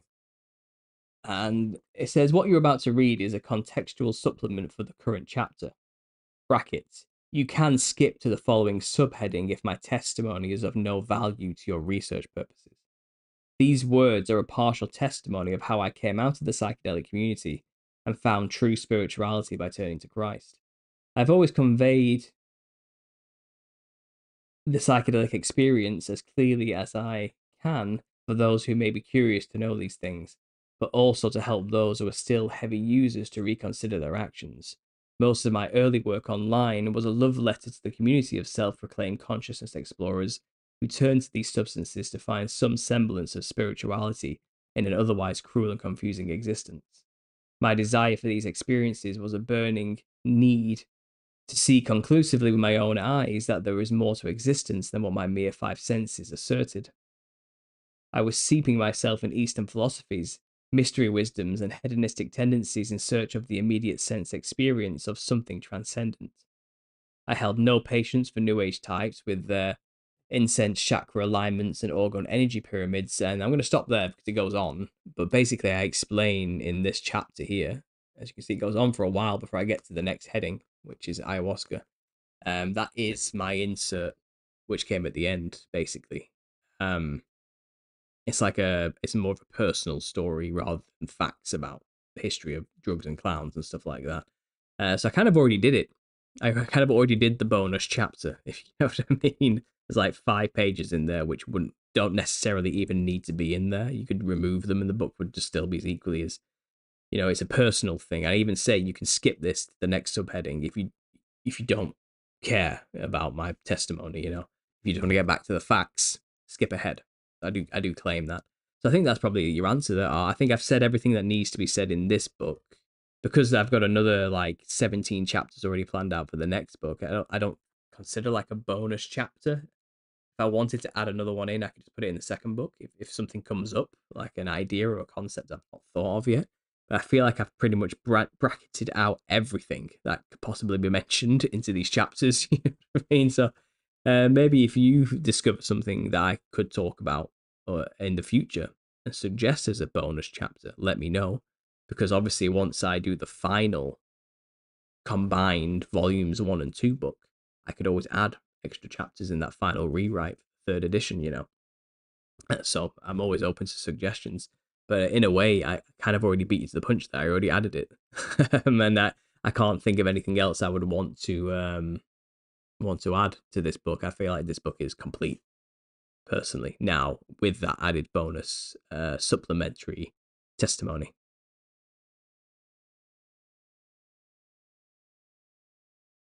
Yeah, I know it looks like a salt lake, but I think that is actually just dry cracked paint used for this example. But I got it for that effect, for the dry salt lake, the cracking paint of the clown, and also it's kind of scaly, so it represents something like a serpent skin as well. Again, it kind of amalgamated it all into one image there. So I'm happy with that. I'm happy with the way it turned out. I thought it was a good background.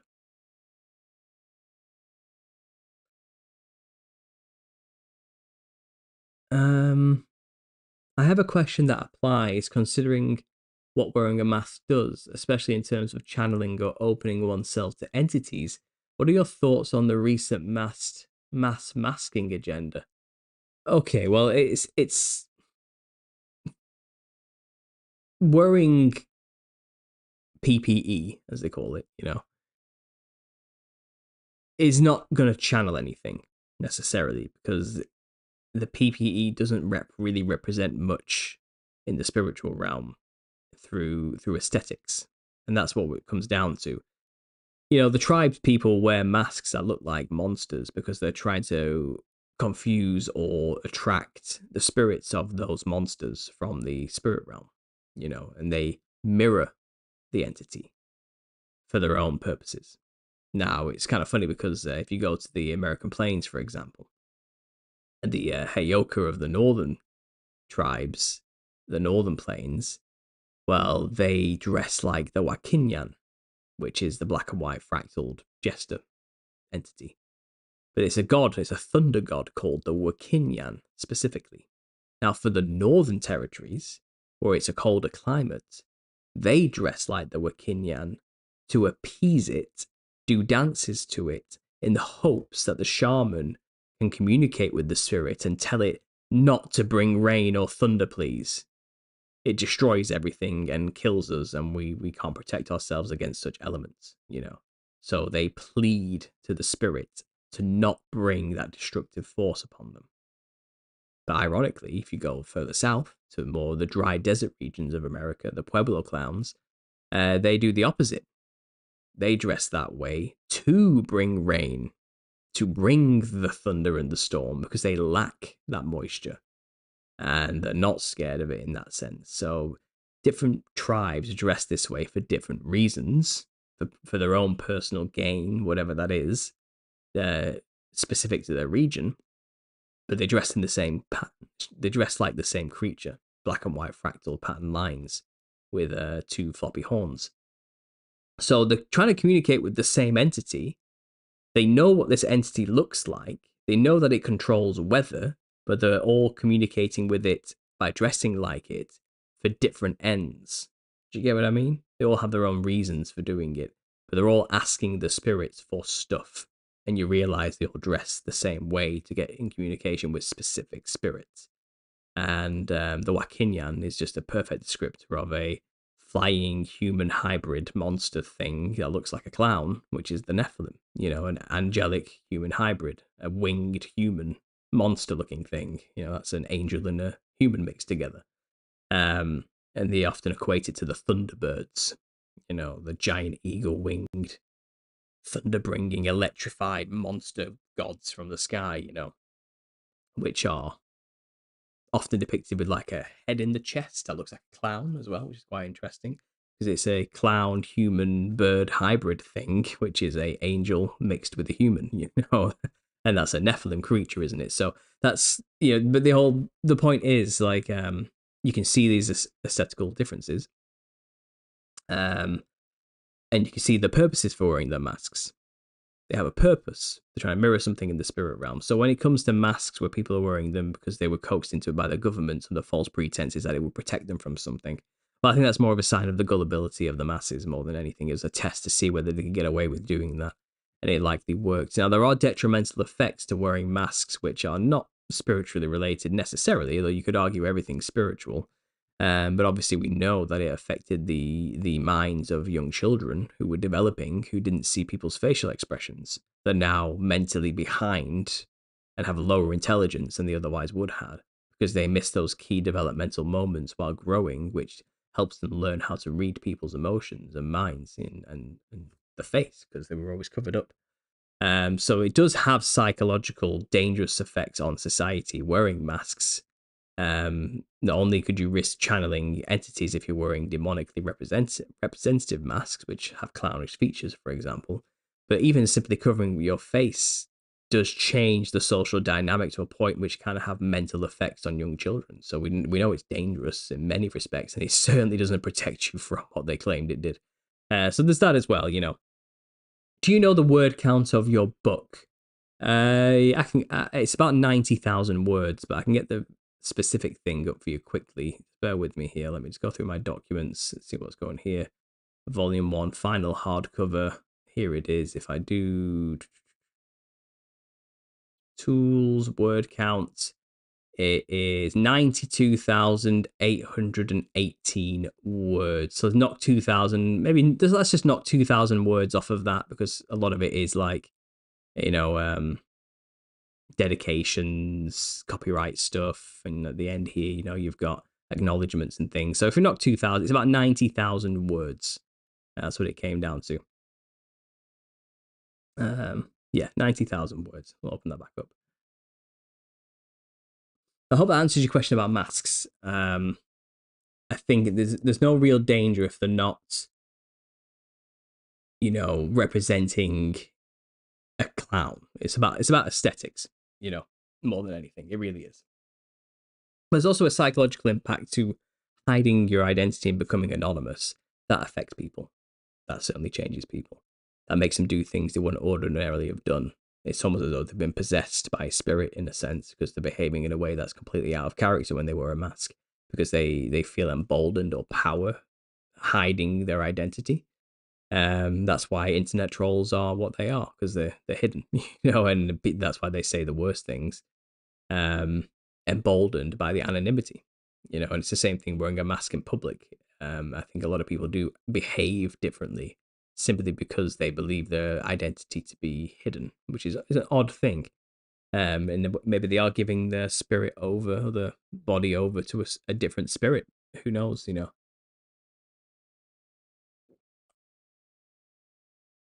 People become brave on when only their eyes are seen. Interesting. My public library system allows citizens to request the library to purchase specific books. There's a specific request budget, even. So wish me luck. But I'm trying to get you on our shelf down there, says Clifton. Thank you. I really appreciate that. Clifton, if you want to email me at understandingconspiracy@gmail.com, we can get a dialogue going. You may need to find out what the process is that I need to do so it's available for them to order. Because it may have to be on specific registries that they order their books from that I might not be on. But I'm willing to work with you to get it on there, you know, and we can see what we can do and where I can sign up to get these channels open so people can get them in these places. So, Clifton, if you want to message me, please email me at understandingconspiracy@gmail.com and we can work together on that one, okay? How many volumes do you think you may create? There's going to be 2 volumes. The book will be completed in 2 books. But then I'll make a 3rd book where it's just the 2 volumes slapped together into 1 book, you know? So you don't need to have 2 separate books. So technically there'll be 3 books, but the 3rd book is just 1 and 2 put together into a combined volume. So there you go.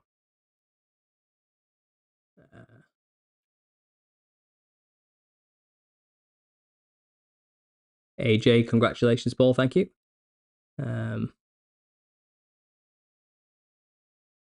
Yes, I agree and appreciate the thoughts and info.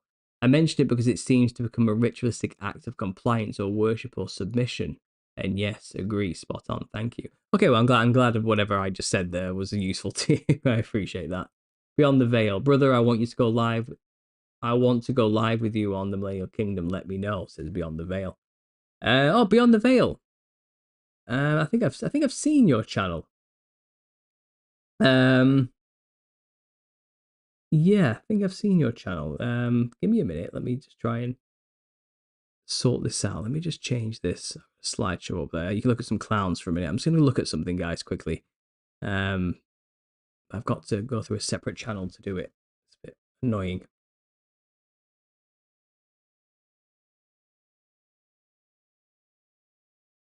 YouTube Studio has just updated the way they lay things out, and it's really overcomplicated everything for me.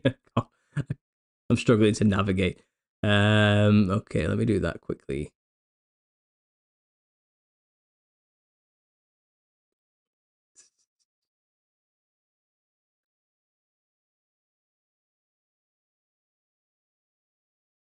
Yes, I have. Yeah, I think I've watched a couple of your videos already there Beyond the Veil. I think I've already seen a couple of your videos.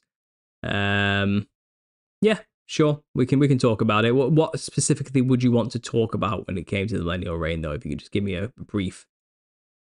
What's your understanding exactly? Where do you stand on it? You know, I want to know so I can understand exactly where you're planning on taking the conversation. I've only, like I said, I've not seen enough of your work to get a holistic image of who you are necessarily yet. But now you've registered your interest, I'll take some time to look into your work a bit more. But if you could just let me know what it is exactly you want to talk about, just let me know. You can email me at understandingconspiracy@gmail.com as well if you want to get in touch and get that organized and sorted. Alpha Talks is here. Thanks for being here, man. Excited to get one. I appreciate that. Yeah, we have to get together and have another talk ourselves soon. Alpha Talks, don't we, about the Millennial Kingdom as well? Absolutely, with us Beyond the Veil's channel. And I will bring this back up quickly. What am I doing? There we go. Right, go back. But yeah, email me please Beyond the Veil, and we'll see what we can get organized. And like I said, just let me know what it is you want to talk about exactly. What points? What any talking points? Any direction to the chat? You know, any particular topics within the subheading of the MK.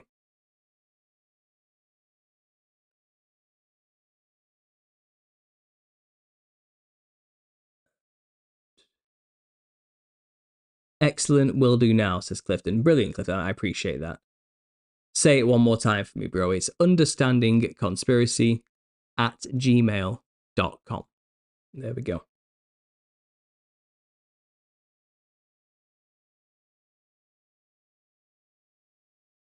A lot of your fans have been trying to get us linked together. I believe we're in the final war of Gog and Magog, World War III, and the rise of Leviathan at the end of time, during the short season, and final deception of Satan. Will do, brother. Yeah. Well, I'm willing to let you come onto the channel and share your take on the whole thing. That's what kind of I've been doing. I've been getting different channel content creators to come onto my channel and just tell me how you interpret all this. How do you see it all going down? You know, where do you think? How do you think it's all playing out? What evidences have you come across that have convinced you? I'll let you tell your perspective on this theory, because this is the thing. You know, there's a lot of people out there with a lot of different perspectives on how to explain this Millennial Kingdom thing, and I'm just listening, you know, and I've got my own views and opinions and ideas, and I'm all in it to speculate, you know, and gather all the information, the viewpoints together, and piece the puzzle together. So I'll be happy for you to come on and share your view, absolutely, for what it's worth, and yeah, maybe we can have a good conversation. It could be fun. I'll give it a go.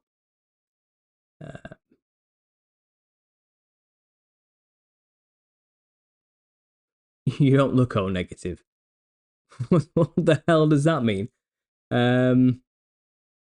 Yeah, I am. I actually am O negative though. I'm 100% O negative. I have a universal blood type. I am a donor for everybody. I have the most coveted blood type because it can save everybody. The problem is you can't have my blood because I have hemochromatosis, so it's loaded with iron, which is dangerous for people who need blood transfusions because they usually tend to get too much iron because they have regular blood transfusions, which causes them to get seriously ill. So my blood is actually tainted with too much iron. Um, I'm in maintenance right now, but I need a doctor to sign off before I give blood because of it. Thank you for publishing this information. It will help me be able to share your work with many that I know don't like video format so much, says Playing Reality. Brilliant. That's the point. That's what this is for, you know. What works for some doesn't necessarily work for others. Beyond the Veil sounds great. I'll be reaching out. Brilliant. Like I said, just send me the email. How does a blood type have a look? I know. I don't get that either, Wendy. I don't know. My wife says, I wish I could have it. I need iron. Yeah, no, if you're anemic, my iron would be wonderful for you guys. Sorry, my blood would be wonderful for you people, but in the UK, they're quite strict on sharing blood with people, surprisingly. Man of Steel, Iron Man. I've heard people call me Iron Man before, yeah. Luckily, on that front, I've got a few marks here, and I've got one there that's quite visible. Maybe you can't really see on camera, but I've got a purple dot there from these big, thick needles that have been repeatedly put in there to draw the blood out of me to get the iron out of my body before it kills my organs, because I was at lethal amounts. But luckily, after 3 months of treatment and regular blood draws every week, I'm at maintenance now, so I'm back to normal levels. Unfortunately, my symptoms have only alleviated a little bit, but I think damage has already been done to the point now where I'm forever going to feel extreme fatigue every morning. And because my body processes it differently, I think it taxes my body in ways that other people wouldn't. And I do tend to get joint pain still and just extreme fatigue. Like I wake up in the morning feeling like I've ran a marathon. It doesn't matter how much sleep I get. I feel exhausted. I never feel rested. And it's because the iron in my joints and in my body is kind of like charging me all the time to feel that stressed feeling when you're, so like, when you're like, you have ran a marathon and you can't really relax. You can't relax because you're tense because you've just been pumping blood everywhere. You've been exercising. I feel like when I wake up, I'm in a constant state of that tenseness that comes after exercise, where you can't just gel, like relax your muscle. I can't do it.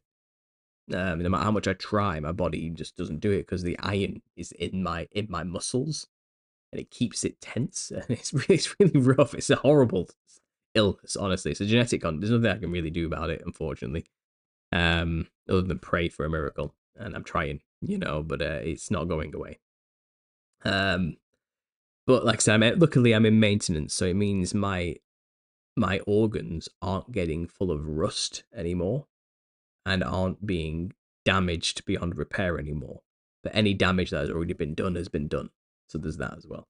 Luckily, I don't have fibrosis or cirrhosis, but something minor is definitely being done, which will probably become a bigger problem for me in like 20 years' time when I'm older.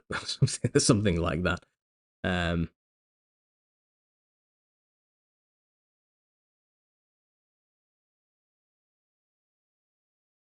Uh, my O negative goes back to the 13th century. What does that mean? Like, your blood type doesn't go back, does it? Does it go back to a certain time? Like, how have you traced your blood type back to the 13th century? That sounds nuts. What you just said there. I'm going to be blatantly honest with you here. That sounds pretty weird as well and strange that to even consider that, and then to say I'm sure Nephilim are negative. So you're trying to say I have Nephilim DNA because I'm an O negative. Is that what you're trying to say? I've heard the opposite.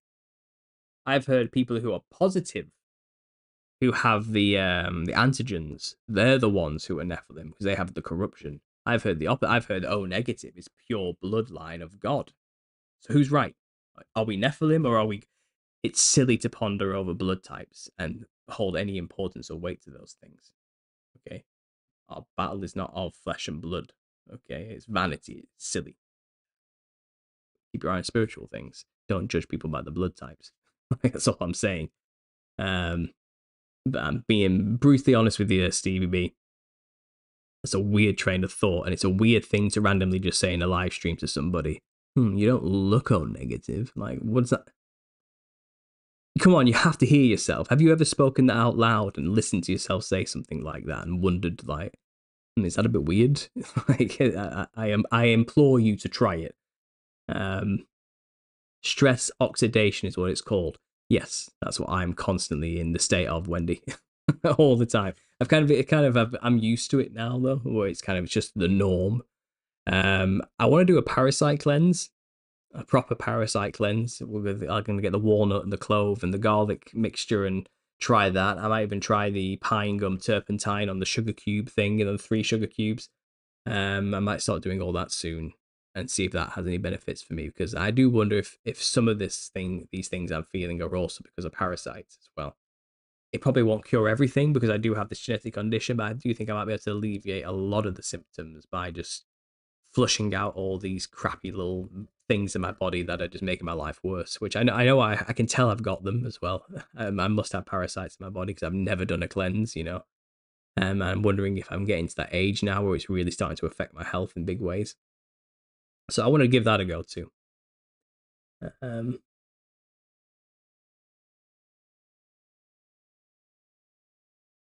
Do you think the redhead gene has something perhaps to do with the stuff going on before the flood? No, I don't think it's related. I think it's environmental circumstance.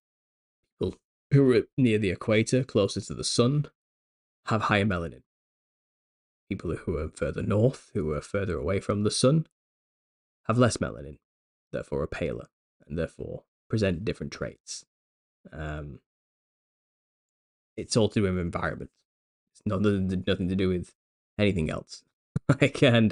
And I think a lot of people want to play that game, and it's a dangerous game to start getting into genetics, and you just end up becoming a eugenicist, right? You end up getting into eugenics. Then we all know where that leads. It leads to genocide. Stop it. It's not worth it. It's not what we're supposed to be focused on as followers of Christ, especially. The black walnut and clove works so good, I stopped even craving sugar, says Wendy. I know, I've heard good things. Raving reviews. I just don't know where to get it from in the UK or which one to go with yet. There's too much choice. I'm going to give it a go, though.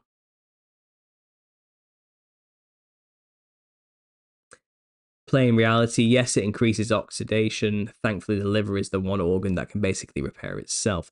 Luckily, tests have been done and my liver is fine.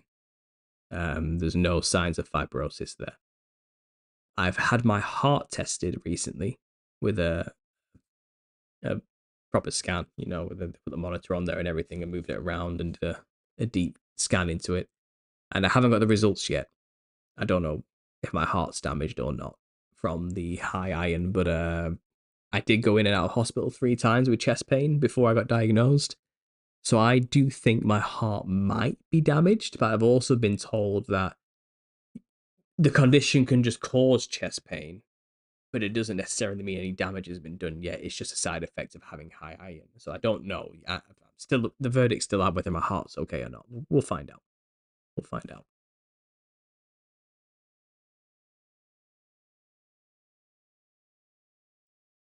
JP, congratulations again on the book. I have to give my husky her walk before the rain starts. Go for it. Thanks for being here. I really appreciate it. And thanks for buying the book.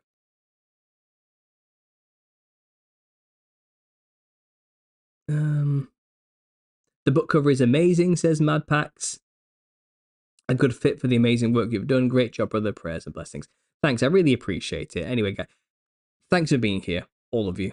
I'm coming to the 2-hour mark now, so I'm going to call it a night. I'm going to go to sleep. It's 3 a.m. I think we had a successful opening show, you know, for the book being released. It's a good announcement. I'm really happy about this. I hope you guys can get your copy. Links down below to the Amazon American shop where you can get your copy of the paperback or hardback. It's up to you. If you're from the UK or any other country, you can go to your own personal Amazon, whether that's .co.uk or .de for Germany or Denmark, wherever that is. Wherever you live, you can put your own Amazon in, and the book will be there in your price. And I'm sure it'll be printed in your country and sent to you in Prime quite quickly. So you don't have to order from the US link I've put down below. You can just go and search on your own local country's Amazon, and the book will be available to buy. Go check it out, guys. Get yourself a hard copy. Read the book. Take a week to read it. Give me a review and spread it around. Spread the word. Give the book to your friend. Let's get it out there and let's get this message out. Thank you so much for all the support, for everybody who's helped me along the way. I could not have done any of this without your support. I really couldn't, just emotional support as well as financial. All of it has helped me astronomically. You have no idea. And it means the world to me that people actually care that much about what I have to say about this to support me in that way. If you still want to support me in the book, not only could you buy a copy of the book, that'd be great, but you can also just donate to the GoFundMe. And the advantages of donating on the GoFundMe, links are down below, is that if you donate anything at all to that GoFundMe, your name goes at the back of the book as a special thank you. You'll be added to the long list that's already there for volume 2 and the final volume. So you still have your chance to make it into the series just by donating any amount at all. Doesn't matter what it is, how little, how big, to the GoFundMe. And you will get a special thank you in the next book.